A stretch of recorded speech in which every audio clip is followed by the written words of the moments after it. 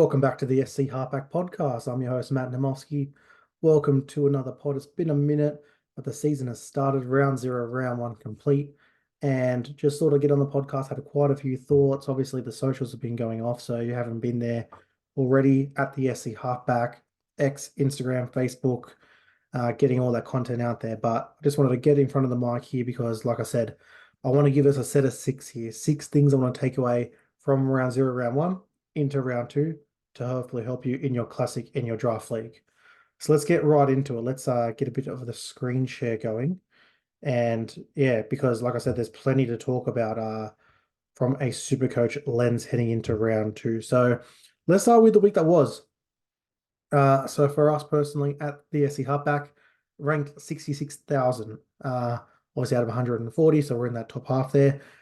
Feeling good. Only a score of 841, not the best, but if we go into my team here, the strategy was pretty clear.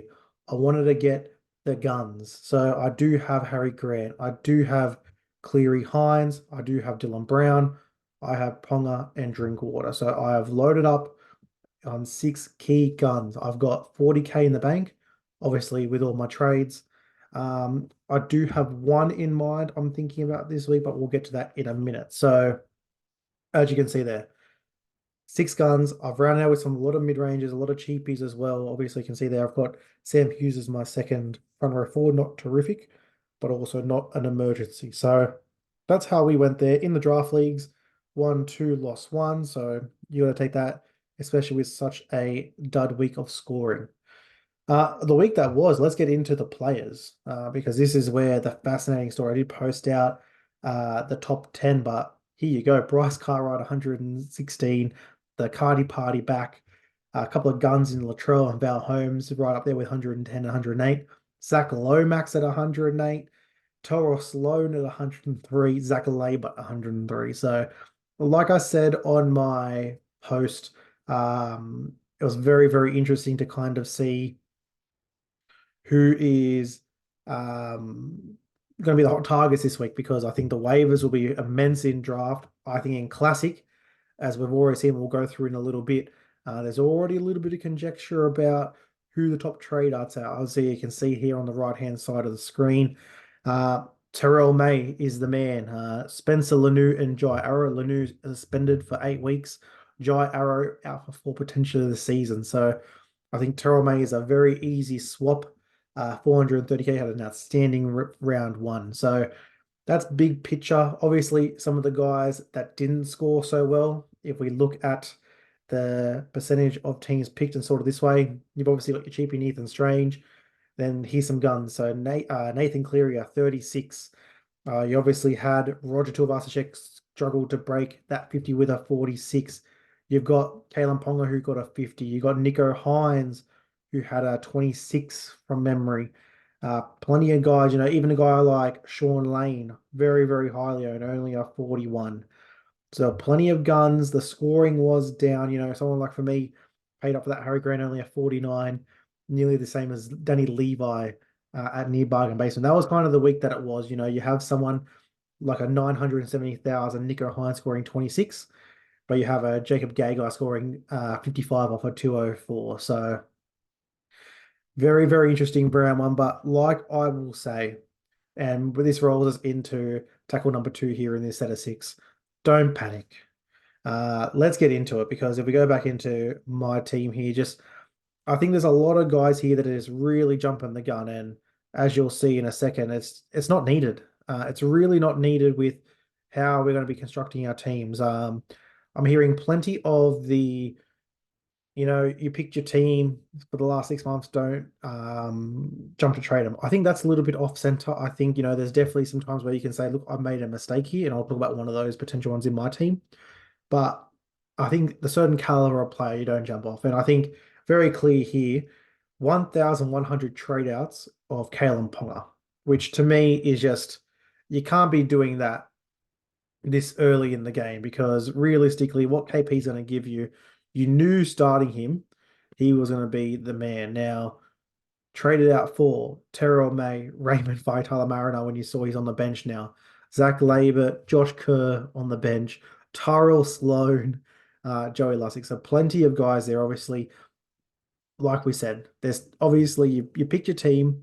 If there's an error, you got to correct it. But a guy like KP, you knew what you're going to get. You're going to potentially get a low score, but you want to get those astronomical ceilings. So I think to jump off him 1 week, and again, he's got the Cowboys this week. They didn't look that staunch in defense. So I think that they've got a chance to go up to Townsville on a fast track and really lay down the smackdown on the Cowboys potentially. So just don't panic because I'll give you an example.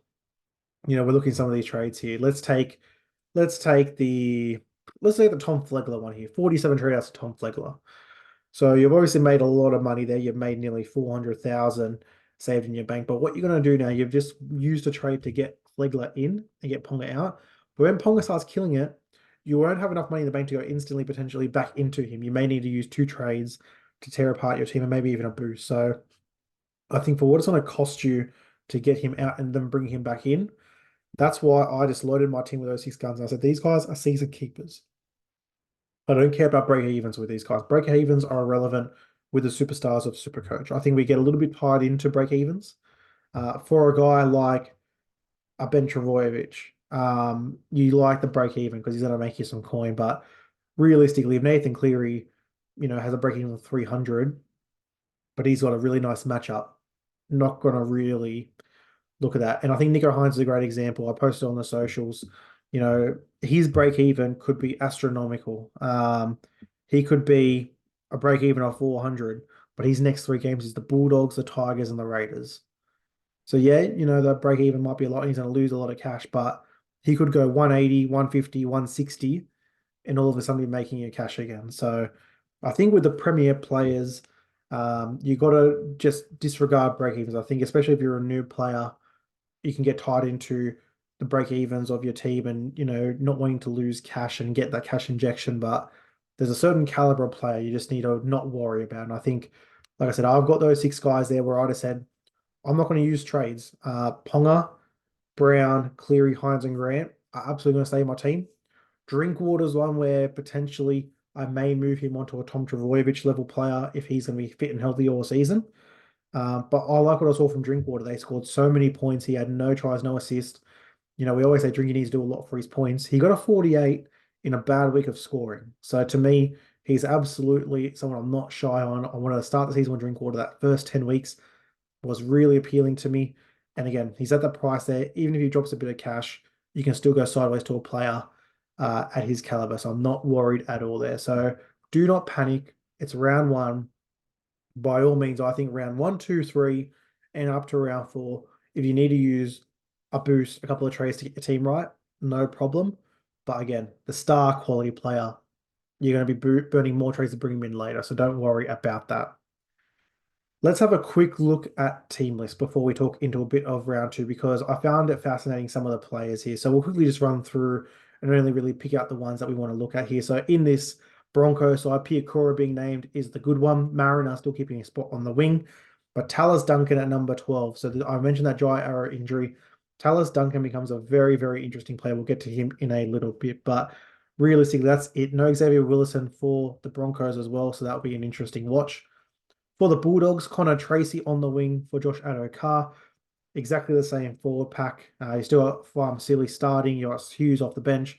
Curran and Mann will spell a lot of minutes. We'll see what Jamin Salmon's output is. Obviously had to come on and play a bit of centre last week. For the Sharkies, a pretty popular cheapie was Royce Hunt. He's now back on the bench with Rudolph starting. Not much else to say. I think there will be some Trindle and Hines sellers this week. I think you're going to be crazy to do that. If you've picked them again, they've got a very nice draw. Stay on them. Heading into this blockbuster, Panthers at the Eels. Parramatta, same team. You've obviously got Joey Lussick still at that 9. He scored very well, and all their forwards did play good minutes and have good scores, so nothing to be concerned there. Scott Sorensen back for the Panthers, so I think that will help shore up one of those edges. Sonny Luke keeps his spot, so Summerton is out. Mitch Kenny obviously in, and Sonny Luke, who has got a decent little break even there. So that might be a play if everyone wants to jump back on that Sonny Luke train that we did last year. For the Raiders, Seb Chris back in the lineup. So that was Nick Kotrick gone. So Albert Hopewade, who I want to mention a bit later for draft, he is still there. Danny Levi keeps that starting 9 jersey. And then for the Tigers, obviously the first chance we're going to see them, the big one. We wanted a very, very good cheapie. And from all reports, only seen highlights of him, but Lockie Galvin at number 6, exactly what we want. We've also got, in my view, someone who's going to be very interesting this year. Alex Seyfarth is at number 13. So I really want to see for these first couple of weeks, there's no need to go and rush to get Tigers in. But a very big watch on quite a few of these Tigers. I'm very interested in this team lineup and this team makeup with Caesar at number 14. So I'm very interested. We will come back to them. Heading into the next game, we've got the Cowboys and the Knights. The Cowboys, again, they had such a great lineup last week. They've obviously kept that intact. For the Knights, you've got Tom Jenkins, who will get on the wing for Twyla there. Kai Pearce-Paul in for Dylan Lucas. So very, very interesting. Another interesting one that not many people will pick up on, but Jed Cartwright at 17. He was a very popular option heading into the season as that dual flex. So you may have a little play there on Jed Cartwright, or you can have a little AE emergency depending on how that goes. Storm versus Warriors, no Cam Munster. Pretty troubling that we're still hearing may not be ready. Don't know what he's got there. So that's an interesting watch there. Obviously, we still got Joe Chan on that edge that hit. You got Shane Blaw, Kane Bradley still on the reserves there. And for the Warriors, Wade Egan. That was the big one I was going to watch. He's obviously named. So is Kurt Capewell. So they had a very interesting round one matchup against the Sharkies. Absolutely scintillating 15 minutes. Couldn't carry on with it. So we'll see how they go. Manly versus the Roosters. Tommy Talau on the wing, Saab out for 6 weeks, so Tommy Talau becomes a very interesting option. Dom Young on the sting for the Roosters. So Palgo goes out there, still no Billy Smith. And then this forward pack, we've still got Sia Wong and Tupanua starting. You got White, Butcher, May on the bench. So to me, maybe we're still seeing no Angus Crichton there, which is interesting. Ben Travojevic is still on the edge for the Manly Sea Eagles, with Josh Schuster named in reserve grade. So as you can see, spoiled for choices, the Roosters in the reserves right there from 18 to 22, Watson, Pauga, Butcher, Dogger Clay, and Crichton. So plenty of guys there. And then the last game, Dolphins, Dragons. Obviously, no surprise. The Dragons, after that great win, you got some reinforcements coming back in. You got Blake Laurie, who returns to the starting lineup. You've got Luciano Luacup returning off the bench. So Raymond Faitala Mariner, one of those guys with a huge score round one. Very popular trading this week. I don't know how this minute share. This is one where I really want to sit back and see how this minute share for the Dragons forward pack. Because this is a nice forward pack and you still don't have a Hame Sele who has to return into this lineup as well. So for me, a Viliami Fafita, who I started with, exactly what I wanted. Play round one, get a look at him. It looks like he's just going to go back into a bit of a nuff until there's a few injuries. So don't mind that because I can flick him around there. I wanted to have 2 nuffs to start the season, one in CTW, one in front row forward. And we can obviously do a bit of movement there. And then onto this Dolphin side, a big raft of changes, obviously, after that belting by the Cowboys. Avarillo in, Tessinu out. You got Sean O'Sullivan out, Katoa in. You've got Aiken in for Connolly Lemuelu. And you've got Max Plath in for Ray Stone there with Jared Wallace on the bench. So it's a very interesting lineup. Just on paper, I like this way more than I did the round one lineup. Yeah, Aiken and Plath are big, big watches there. So that is tackle 3 of the set of 6, the team lineups there. So some waiver targets. Let's go talk a bit of draft because to me, obviously round one, you don't mind losing round one because you obviously get that top waiver and all the guys that we've missed in the draft and weren't drafted. This is your chance now to go and grab them. So very, very interesting. So let's jump into here because I want to talk through some players. I've got 10 players here who I think we want to talk about just in terms of guys who are sub 15%. So 15% for me is always the barometer of will be available in most leagues. So let's just get this app working. Obviously a little bit slow. But yeah, plenty of guys. We've all made sure we've got the guys that we want to get, but there's obviously the guys that we've missed. So let's get this scrolled all the way down into the 15% range because there is quite a few guys that caught the eye, so to speak. Alrighty, so heading down here, and here we go. We're in the range here. All right, so let's start with the first guy. Again, this is a under 15% ownership, so again, should be available in most draft leagues. The first guy I want to talk about here is Joey Lussick. 13.5%. Parramatta got a very nice opening stint, 63 minutes against the Dogs, scored a 61.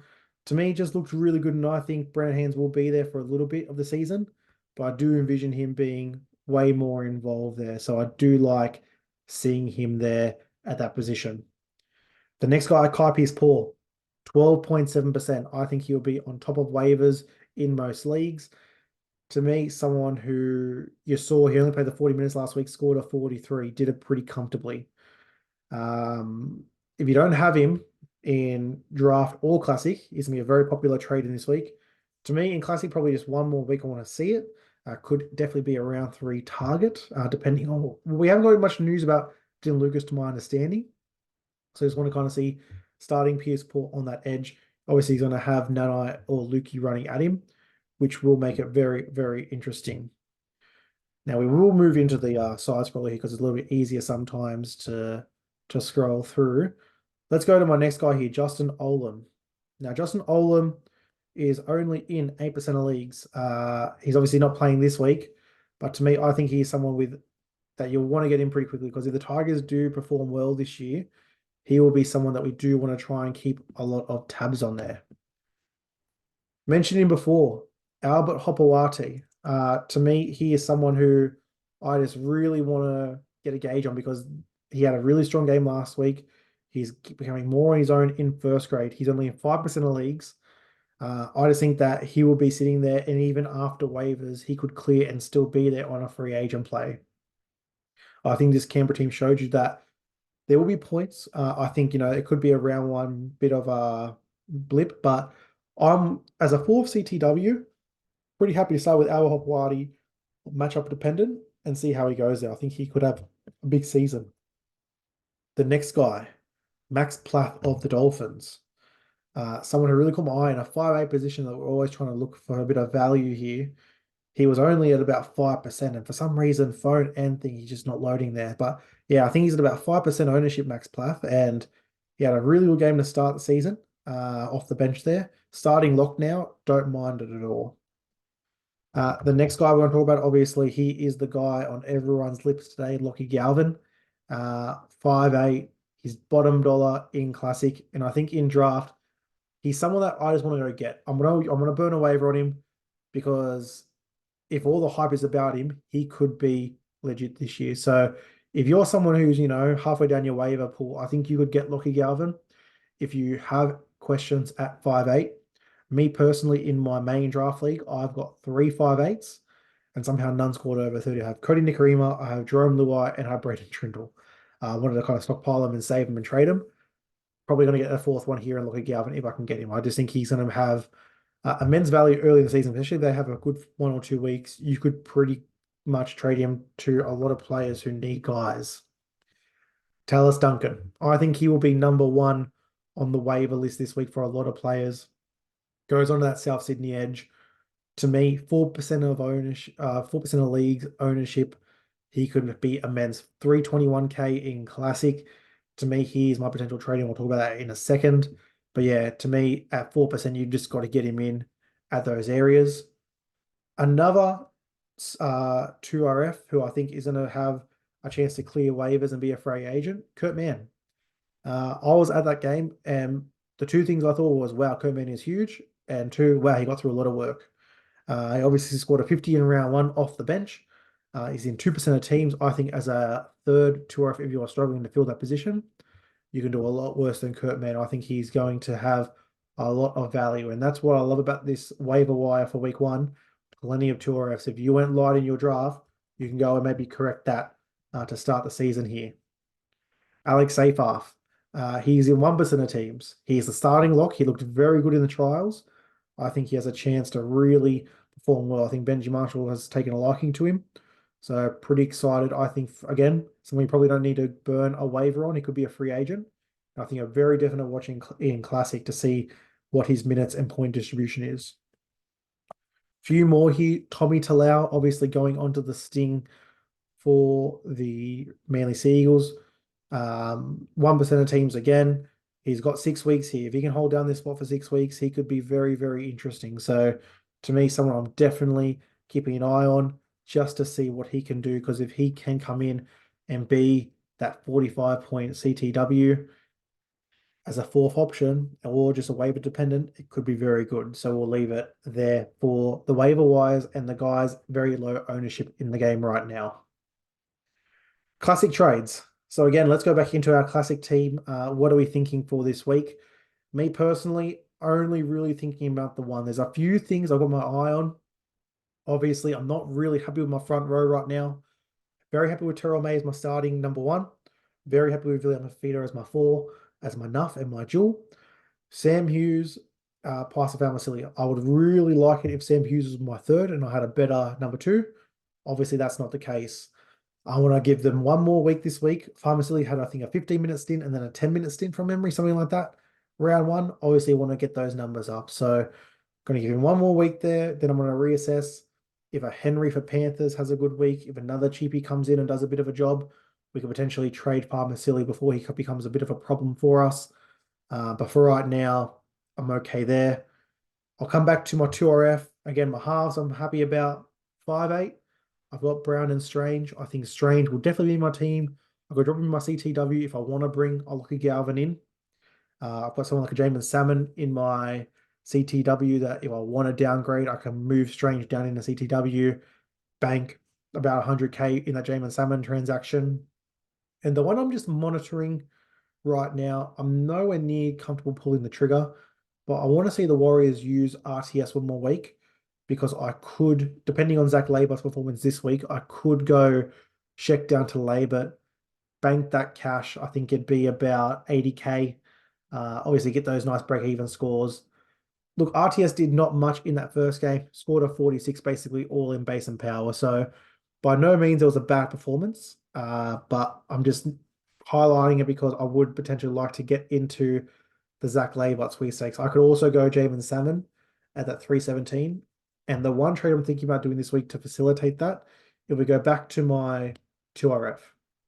Let me go back to the start of the podcast when I said to you, yes, you had 6 months to build your team and stick by your guns. But if there was a player you put in there at the last second or in that last week leading up to it because the value was too good, other podcasters were talking about it, or you just had a gut feeling, it's okay to pull the trigger. I had one player in my team that I did that for this year. All off season, I was off him. I told you I was off him. At the last second, I brought him in. That was Bo Fermor. 467K. Obviously, no Kieran Foran in round one. Got the buy round two. Hopefully, Kieran Foran, maybe Fafita, maybe Campbell back for round three. I'm very much considering going Firma into Duncan this week. Obviously, it's a 4-week one ray for Tallis Duncan. I don't think once he gets that spot, he'll lose it with poor performance. So I'm just thinking about, and the reason why I'm wanting to do this, I could go Bo Fermor to Duncan this week, bank that cash as about 150K. That will then boost my bank up enough to go Jamin Salmon to Zach Laver next week. And they're really the only two, again, and the only other one I potentially want to do is something to do with Farmasili for another cheapie. And that would be my first 3 trades in the first 3 weeks. Other than that, like I said, I'm pretty happy. Like, I'll see a lot of people rage trading Piakura. Definitely not doing that. I really like what Piakura has done this year. In the preseason. Obviously, got that head knock round one. You can't do anything about that. The Broncos, again, round one, I'm not too concerned. I had a strong feeling about him in the preseason. I still have it. Fermor, I wasn't there. Off an ACL, he was just one of those guys. I didn't know which Rooster guy I want. I still don't know which Rooster one I want. To me, I'm looking at this team here in my 2RF. Piakura, Lane, Smithies. These are the guys where either a bit of cash or poor performance could go across to one of those Roosters once we kind of confirm who that guy is, if it is Siwa Wong, for example. But to me, Bo Fermor to Tallis Duncan seems like an okay round one trade that can facilitate potentially a Zach Labour trade next week for a Jamin Salmon who I'm a bit unhappy with already. I like Jamin Salmon because he's obviously got that duel into 2RF, but I've also got Ben Travojevic for that. So I don't really need him there. So that's my trade process. So again, my last thing on trades for you in this podcast, just really think about the trade after the trade. I don't just do a trade for the sake of doing the trade. Is it worth it?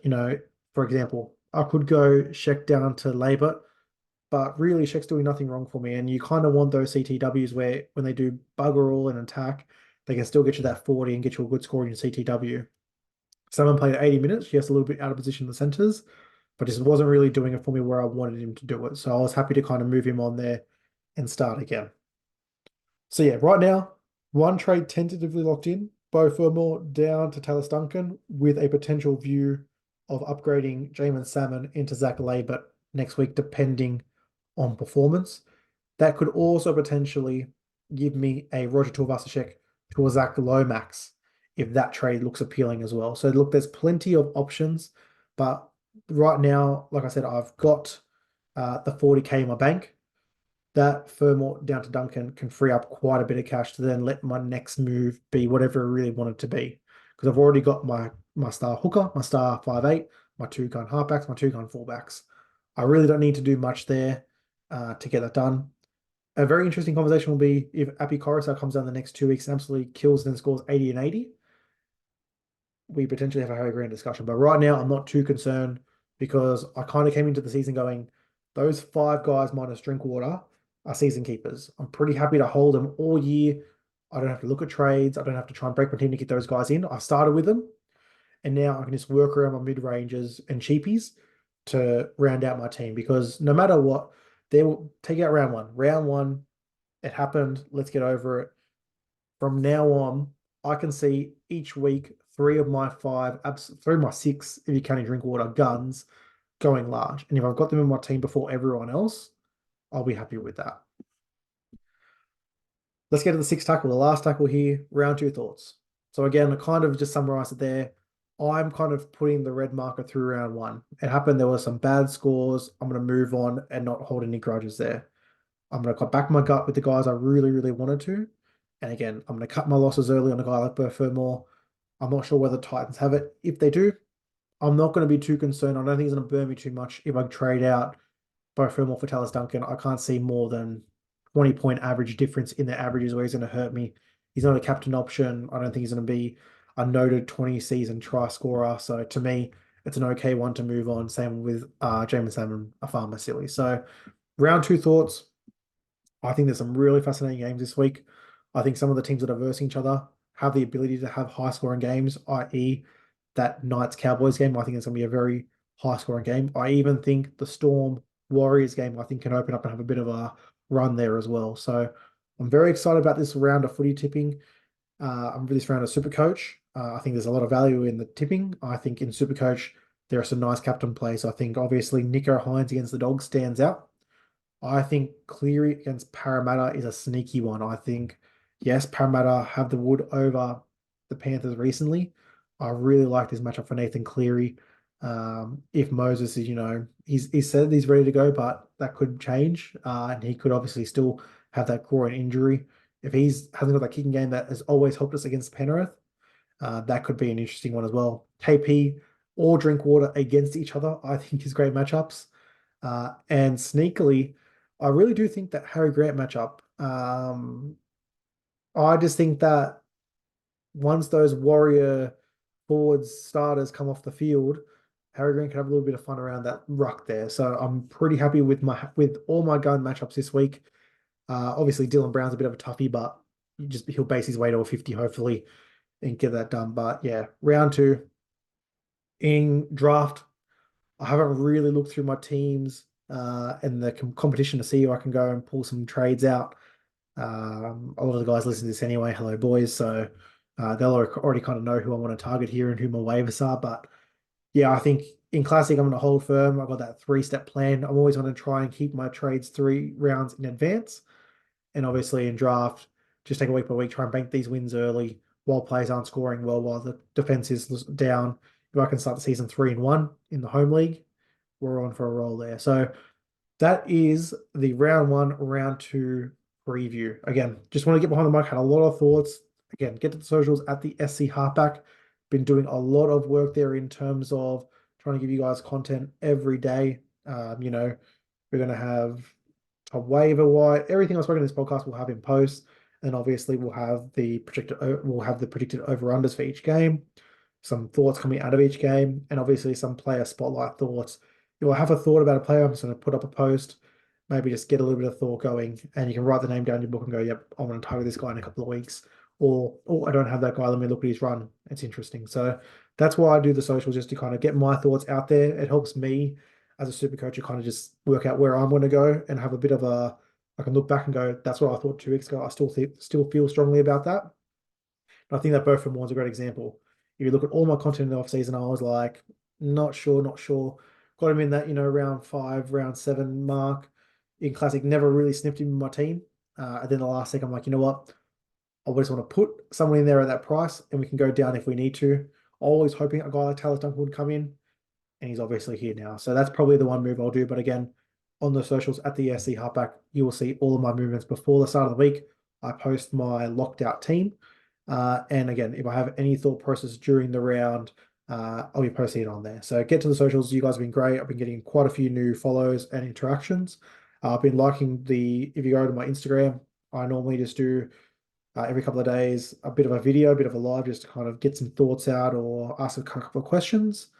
So hit those DMs up you guys have, and it's been really good fun to kind of help you guys out and agree, disagree with some of your thoughts, and maybe just give you that bit of a sounding board to see what you want to do there. But we will leave it there. Obviously, our first potty in a while, so bit of back all over the place, but it is good to be back behind the mic. Try and do one a week. And obviously, like I said, if you want to hear more of my thoughts, get to my socials at the SC Halfback, especially on Instagram, but on all the platforms. I'm there daily trying to drop some details and some facts there for you guys. You may disagree, you may agree. It's Supercoach thoughts, and that's what we all like, right? So thank you for listening, guys. Have a great day. Hear from you soon. Cheers.